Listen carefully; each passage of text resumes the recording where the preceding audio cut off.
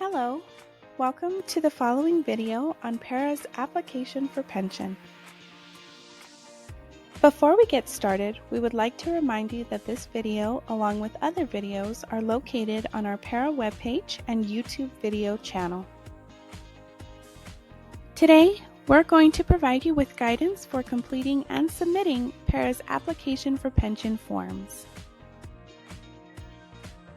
If you are considering retirement, PARA requests that you complete and submit the application for pension along with all applicable required documentation no earlier than 6 months and no later than 60 calendar days prior to your effective date of retirement. Failure to complete and submit the application for pension and required documentation in its entirety may result in your retirement date and benefit being delayed. You will find more detailed information on everything we will be covering in today's video in the instructions found before the application for pension. PERA will need the following documentation to be submitted along with your application for pension: a copy of your and your beneficiary's proof of age, a copy of your driver's license, birth certificate, or other applicable proof of age is required, a copy of your and your beneficiary's Social Security card.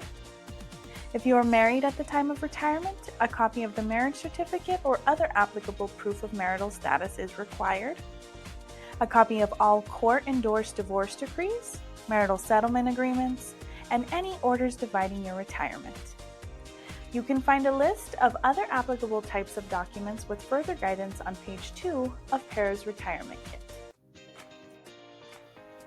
Let's go over how to properly fill out Section 1 of the application for pension. In Section 1, please list your Social Security or PARA ID number, your first, middle initial, and last name, your date of birth, phone number, email address, and mailing address. PARA will also need to know your current marital status. If you have been divorced during your PARA membership, we will need to review all court-endorsed divorce documentation. If your divorce was prior to PARA membership, you will only need to provide a copy of the first page of your court-endorsed final divorce decree.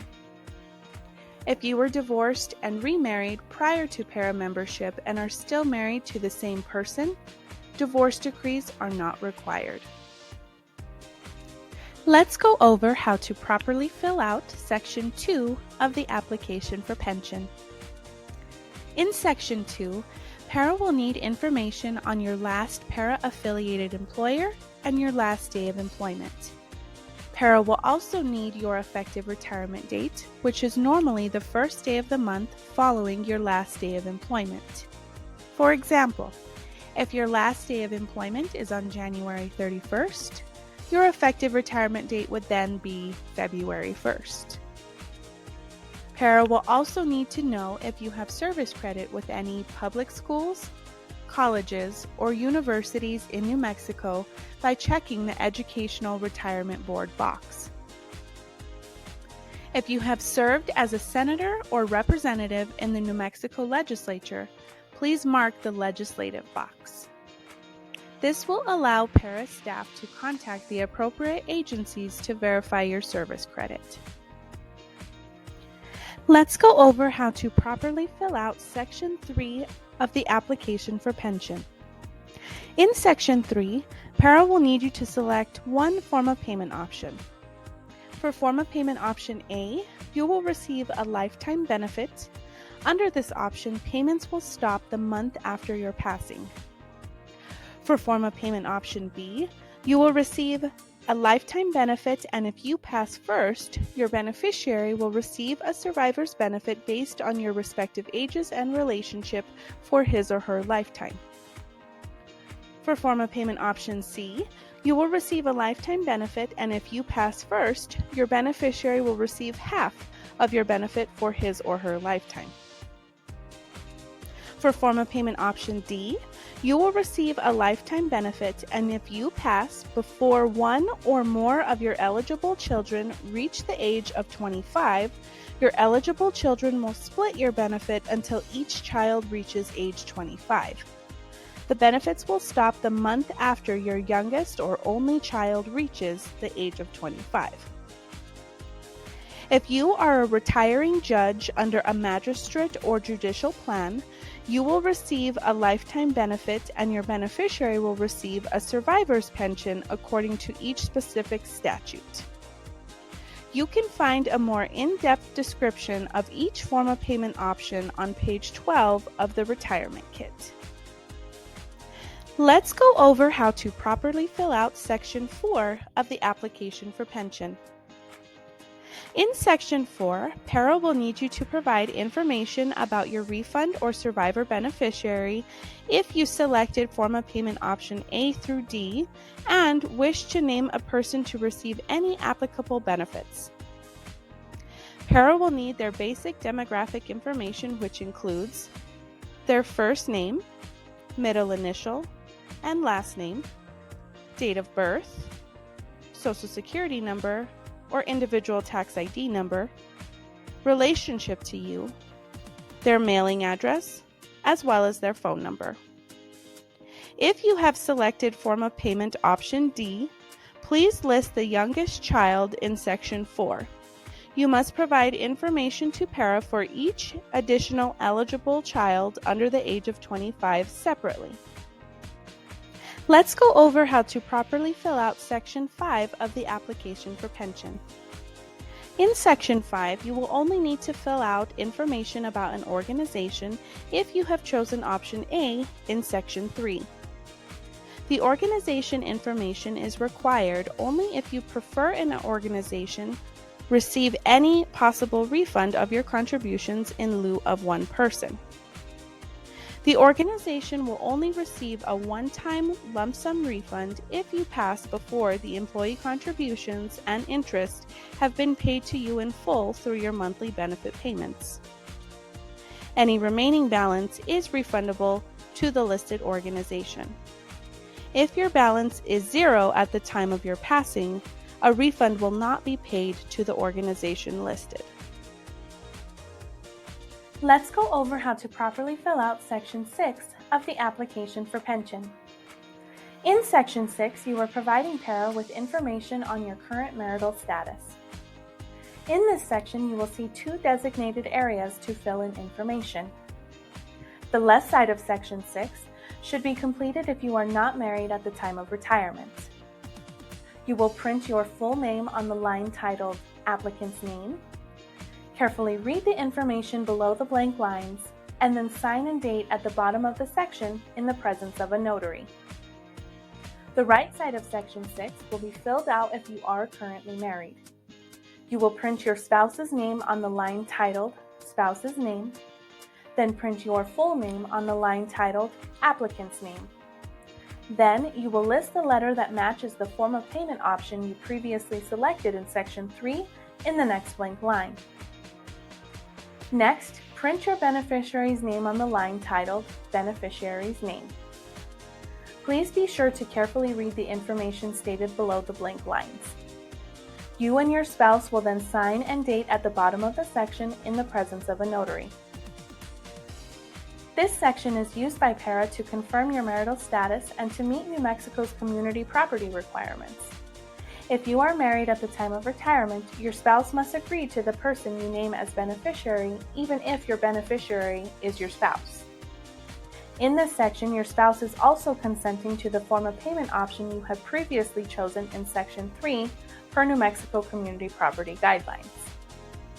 Please also be sure that there is no correction tape or correction fluid used in this section. Let's go over how to properly fill out Section 7 of the application for pension. This section will need to be completed by a notary. Please confirm that the notary's stamp is visible and that there is no correction tape or correction fluid used in this section. You will also want to make sure that all information is correct, including the dates provided. Notarial services are available free of charge in both our Santa Fe and Albuquerque PARA offices. Let's go over how to properly fill out Section 8 of the application for pension. In this section, please check the savings or checking box to indicate the type of account you prefer PARA deposit your monthly pension benefit to. Include the name of the financial institution you would like your direct deposit to be routed to. List the routing and account numbers in the spaces provided. You can only have one account for your direct deposit. PARA cannot split your benefit. You will also need to include a voided check or a completed direct deposit form from your financial institution. PARA cannot accept a copy of a direct deposit slip.